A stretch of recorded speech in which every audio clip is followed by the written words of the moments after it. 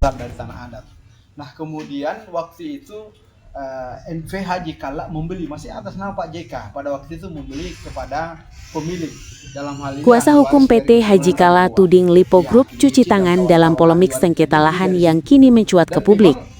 Pernyataan tersebut disampaikan sebagai respons atas sikap Lipo Group yang dinilai tidak menunjukkan tanggung jawab atas persoalan lahan dimaksud.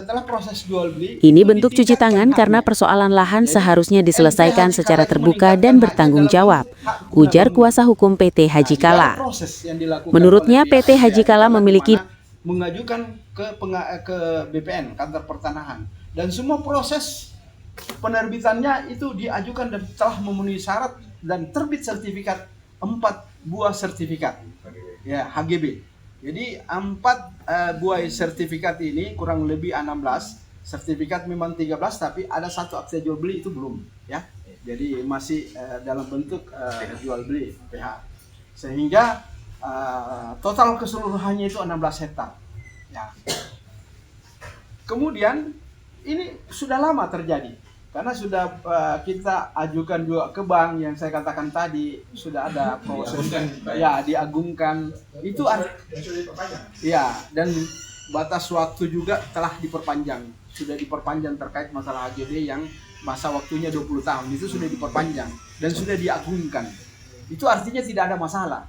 Dan kita tidak pernah ada panggilan dari pengadilan bahwa ini diperkarakan. Nah, pada tahun 2000, kalau saya tidak salah 2000-an, tahun 2000-an itu di pengadilan negeri kita dapat informasi bahwa itu tanah digugat oleh Insinyur Mulyono dan kawan-kawan pada waktu itu, melawan dengan Mulyana. Jadi Nur Mulyana ya, Nur Hayana. Jadi Nur Hayana dan kawan-kawan itu berperkara pada waktu itu. Masuklah pada waktu itu kita intervensi terhadap perkara itu.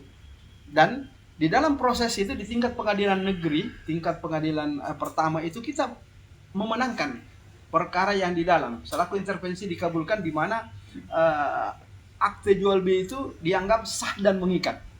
Jadi 4 akte jual beli, 5 akte jual beli itu dianggap sah dan mengikat. Kemudian sertifikat yang lahir adalah sah dan mengikat, dianggap sah dan mengikat. Nah kemudian dari pihak PT dari Mulyono, Insinyur Mulyono mengajukan banding. Ya pada waktu itu kebetulan dia menang bandingnya. Jadi kemudian kita kasasi, di tingkat kasasi kita dikabulkan kembali terkait masalah akte jual beli dan sertifikat ini. Kemudian sampai tingkat PK, PK juga tetap dikuatkan, ditolak permohonan PK Insinyur Mulyono dan kawan-kawan tersebut. Oleh karenanya tanah ini tidak ada masalah, sah dan mengikat sampai hari ini. Kita tidak ada masalah dengan GMTD. Nah, pertanyaan kemudian, PT GMTD ini informasinya bahwa dia pernah berperkara dengan pihak lain. Berperkara dengan pihak lain. Ya, Pak Suwan? Ya. Berperkara dengan pihak lain. Orang yang dia gugat ini tidak ada tanahnya di situ. Iya. Bukan di situ sebenarnya.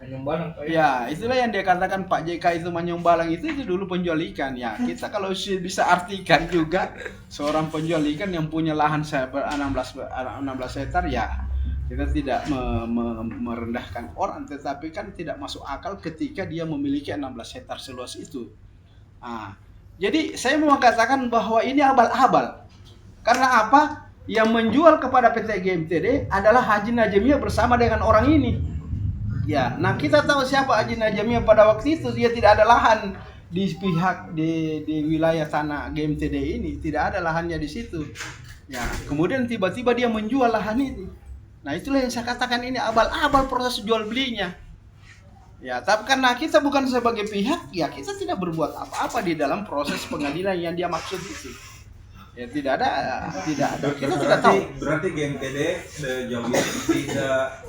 Download Tribun X sekarang, menghadirkan lokal menjadi Indonesia.